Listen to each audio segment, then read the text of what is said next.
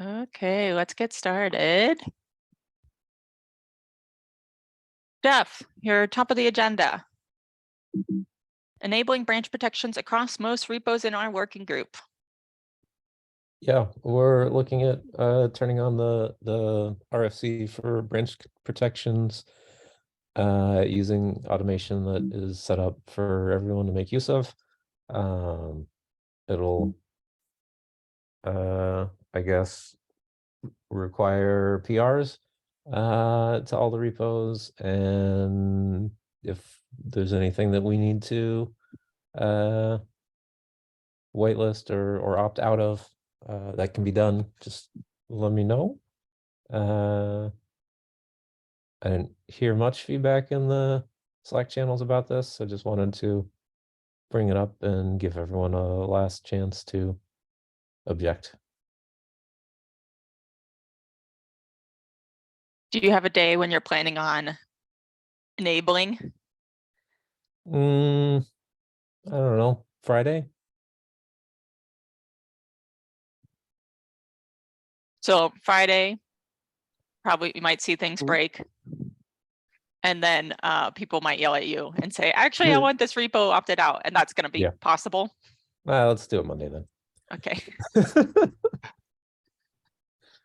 But I mean, it's possible that people can opt out when things break. Yeah. It will be like a quickish fix to for any workarounds. Actually, so I don't know how the automation undoes things. It might require fixing automation and then also someone with admin privileges. I think you have to merge a effectively an ops file to like the branch management thing within community repo. So it sounds like, Jeff, you're planning on turning this on using the automation that's already in the CFF community repo, not just like on a one-off way. Right. Okay. Cool. So yeah, I guess I'm here to emergency undo things, but if the automation continues adding it back, it should be fun. Do we want to exclude like the docs repo or the docs repos? We should definitely exclude docs. Okay. I continue to want docs to become their own group so they can self-manage. Cool. One thing about the code owners that people should be aware of is we've realized that it means we get pinged on every single TR and issue if your GitHub notifications aren't set up correctly. Oof. So definitely turn off that like email setting, or else Dependabot is going to blow up your inbox. So you're getting pinged or emailed on every like PR or issue? Yeah. Not me in particular, but yes. Because you've managed your settings. Yes. Yeah, okay.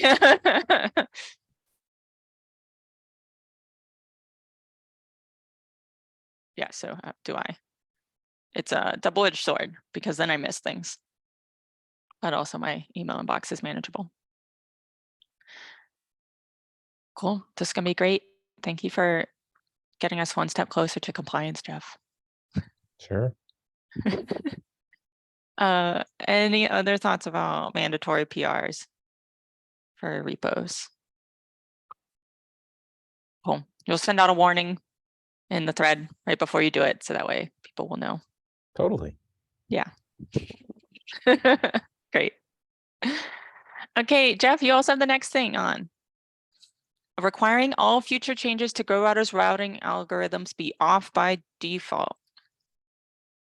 Yeah, in response to the recent issue with the routing algorithm changes and causing a CVE, we're thinking of requiring any new changes like that, or changes to the routing algorithms in GoRouter, or maybe expanding this out even further to just like all new features in these things should be like opt-in, off by default configurable.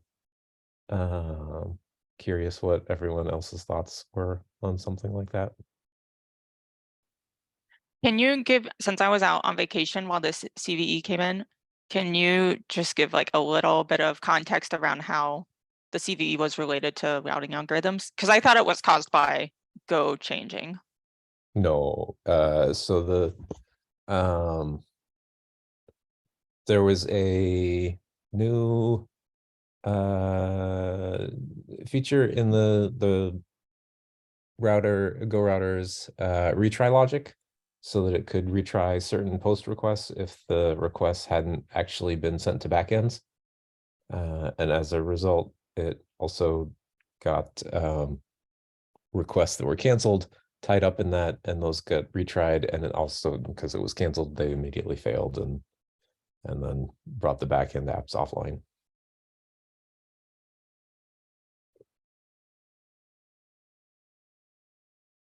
And so you're saying if this new feature was wrapped up in a feature flag, then it would have been easier to turn off. It would have been easier to turn off, and would have been something that didn't necessarily, it wasn't immediately affecting anyone who upgraded. They would have had to opt into it.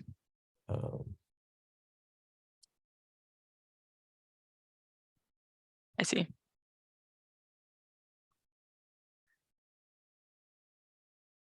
I get the sentiment, but on one hand, I am worried about just so many feature flags. And then like, when do we get rid of them? Because you can imagine, oh, there would be a feature flag for this. Oh, and then we add a feature flag for AZ aware. And then we add a feature flag for, we want to change retriable, I don't know, there's some thing for that. And then we want to add a feature. I don't know. I can just imagine that there's like, okay, now we have 20 feature flags, and how do they interact with each other? And so that makes me nervous as well. Same. But at the very least, I do think that the Go router routing algorithm is like a prime spot for it, right? Not just anything in routing release, but the routing algorithm itself.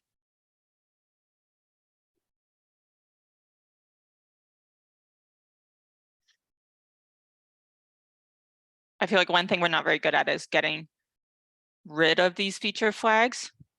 I wonder if we're gonna require this, if there could be something that's like for example, this feature that was put in that ended up causing the CVE. Like if we said, okay, we think we want this on for everyone, we'll add a feature flag, put a date in the description for the feature flag, and be like, after 6 months, turn this on for everyone, or something like that. Yeah.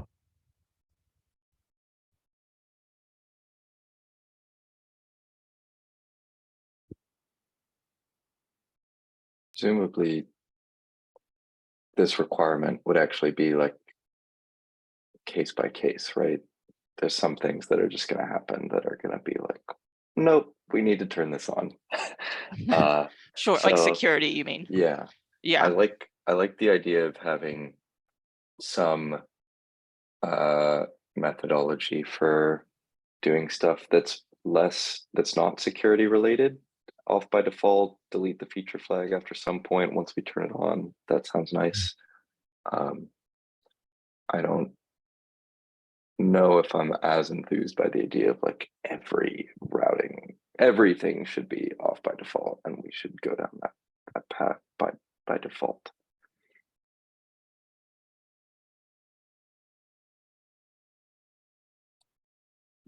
But I also don't work in this repo very often.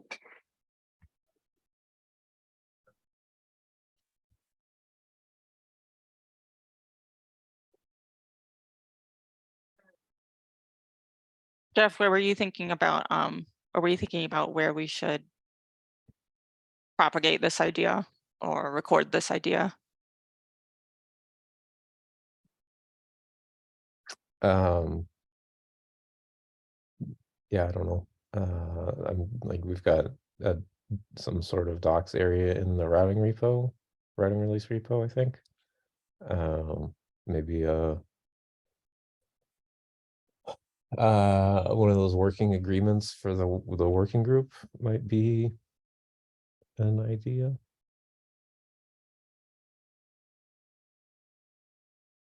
Yeah. It could be interesting to have an example too that we could reference. What about maybe in a like a PR template Mhm. for Go Sure. Router, just like as a little warning, so that way whenever someone's submitting it, they would see it. Yeah.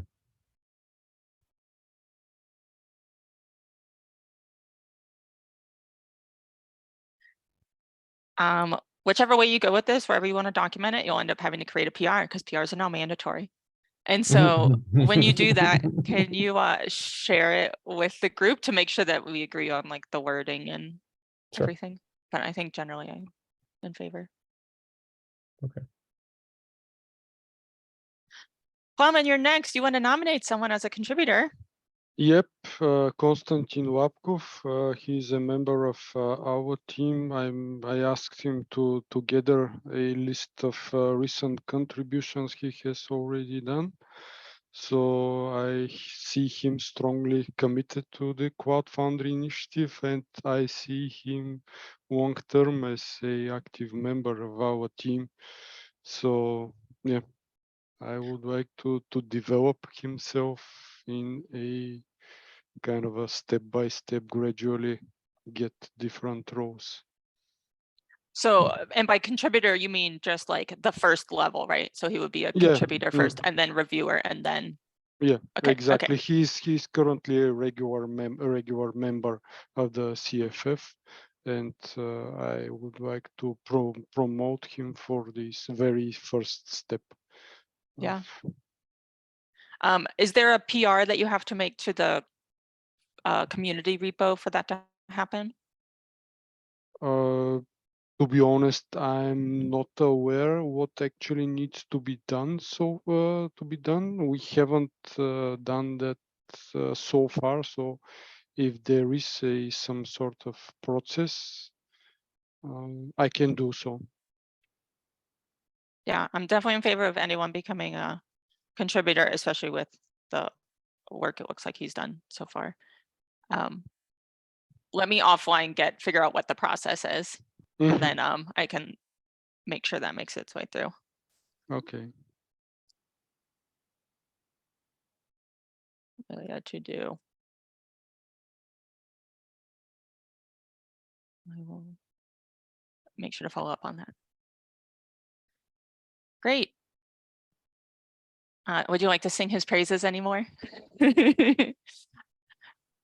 I'm so glad that you're bringing new people in and developing them, and that's really, really awesome. Yeah, we are trying to do so because we are under severe capacity issues, and I'm trying to keep my guys motivated. Carson, you're next.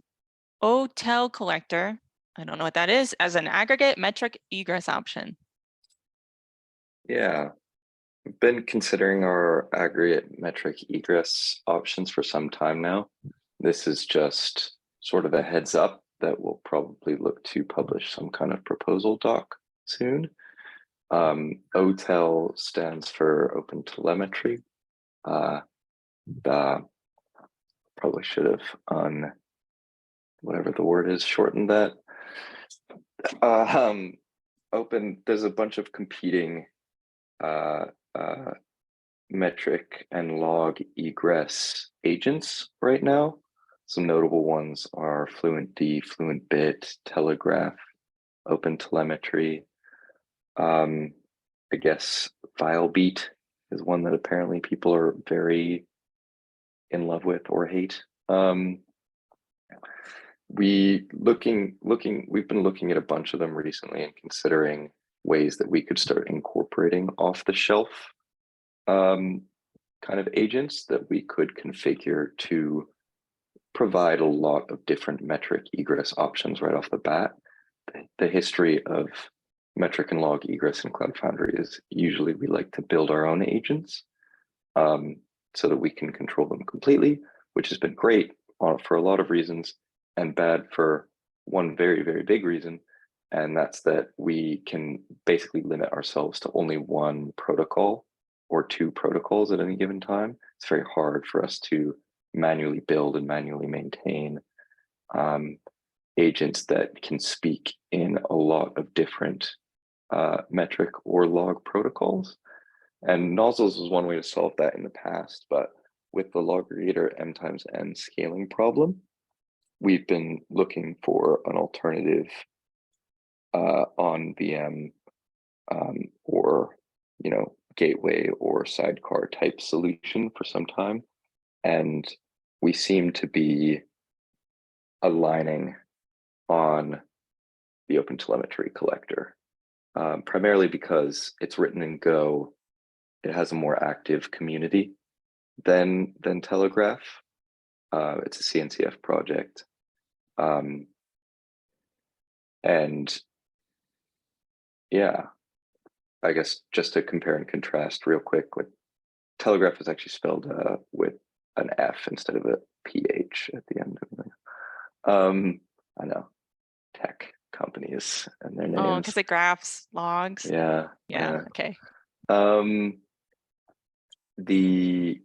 guess Fluent D is the old version of Fluent Bit. Like Fluent Bit is the new thing, so we wouldn't use Fluent D in favor of Fluent Bit, but Fluent Bit is written in C, and we find it damn near impossible to parse or like do anything with. So that was kind of off the table pretty quickly, even though it's potentially the most lightweight option of the group. Telegraph is written in Go, and it's been well supported for a while now. The big downside seems to be that there doesn't appear to be much open source commitment from the closed source company that supports it. So it's not a guarantee that we would be able to kind of contribute and change things if need be, or get involved in that community in general. OTel is CNCF. A lot of CNCF projects are starting to align behind it. It seems like there's a lot of excitement there and a lot of activity, and it's written in Go. So that's kind of where we're heading. FileBeat has some nice features, and people seem to either love it or hate it, but we didn't really seriously consider it. As far as I know, it's not written in Go, and it's really, really old. You only use it if you are already using it. So if you start using this OTel one, what does that mean for the custom one that has been built in the past?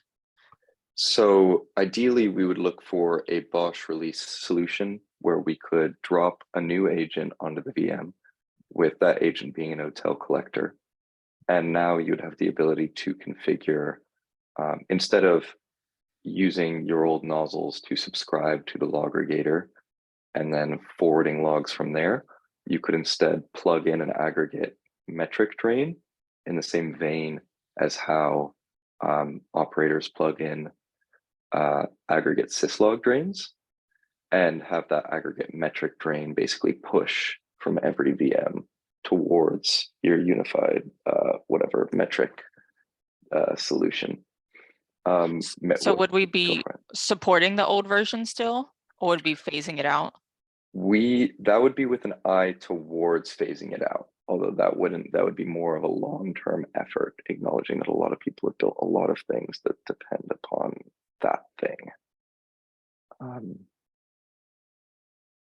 But yeah, I think I've given a couple community talks now talking about the varying degrees of versions in the metric and log architecture of Cloud Foundry, and it's just like version 1 after version 2 after version 3, and getting rid of 1 and 2, the logregator stuff, necessitates a new metric egress option.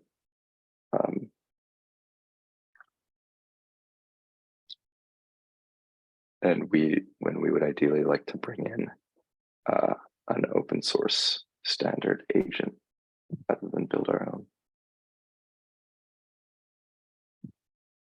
Thank you for Is all there that such context. a Oh, is go there ahead. such a OSS agent available, or we should somehow instrument the code internally so that we provide some sort of metrics? That was I guess, are you asking for applications and components, or are you asking for egressing?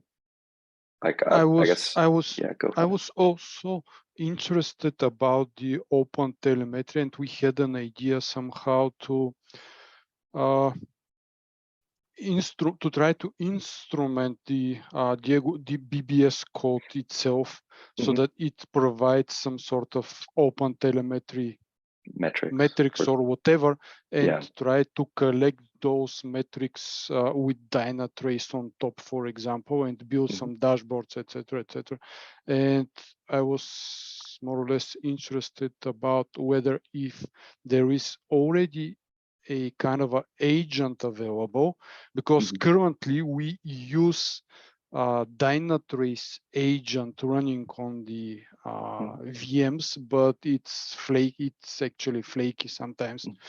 And if there is something better, Sure, there is an agent available.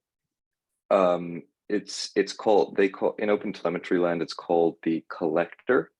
And it effectively is this Go core that you can set up a configuration that basically looks like a bunch of little pipelines based off of what they call receivers, or import vectors and exporters, export like egress vectors.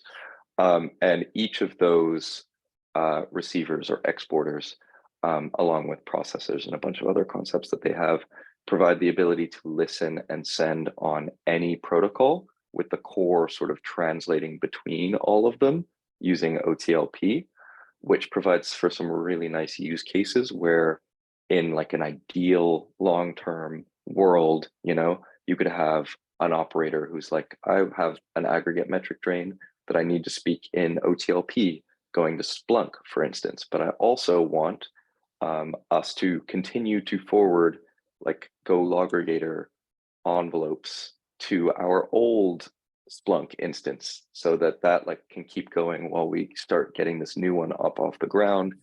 And at the same time, this is like the very far-flung future now. Like maybe there's a world where we could start doing metric egress drains on an application level, which would be kind of cool, where you could say, an app developer could say, I would like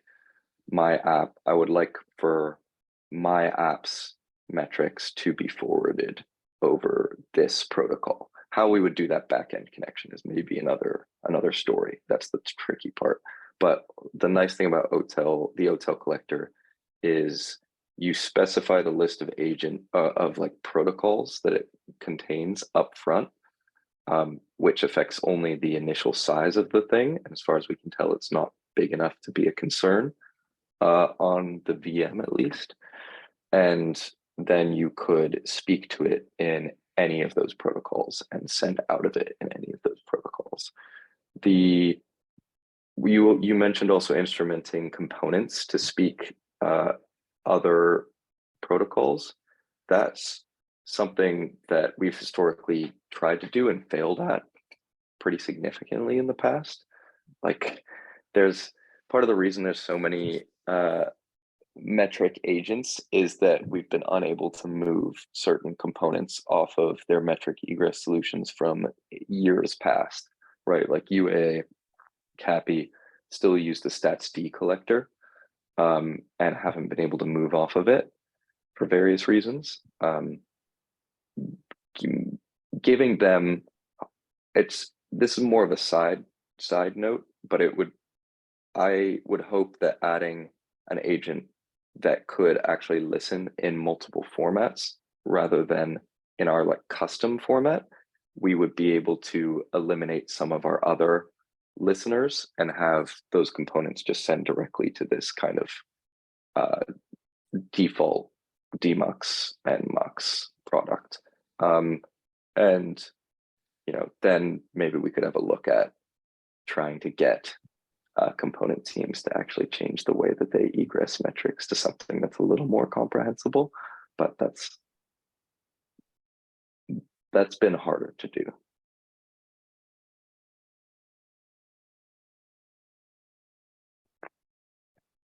Does that answer your question? Yep. Okay.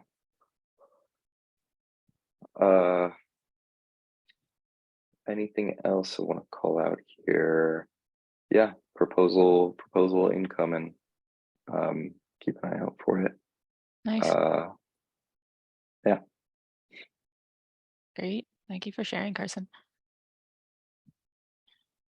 Okay, those are the only things left on our agenda. 2 minutes left. I'll say don't forget to vote in the CFF elections. You could vote for me. Your nomination for the TOC. Mm-hmm. Yeah, and we have Stefan Clevens from our side as well. Mm-hmm. And it's ranked choice, so you can vote for both of us. If Oh, you- really? I Mhm. have 2 votes, not You have just 4 one. votes. You can rank the choices. All Ah, choices, yeah. So I can Rank tell you choice. haven't voted yet. So vote, Flamin. I haven't voted yet personally as well. Okay, I'll be pinging you. Yeah. Technically, it's 3 votes, right? Because there's 4 people in 3 spots. No, you rank all 4. No, I know. Oh, But like I see what one you're of saying. those people, whoever you put at the bottom, is basically the one you're saying, don't give it to this person. I see what you're saying. Yes. Yeah. Cool. Well, it's great seeing you all. And Plum, I'll try to get that information to you right after this about how Yep. to get Constantine as a contributor.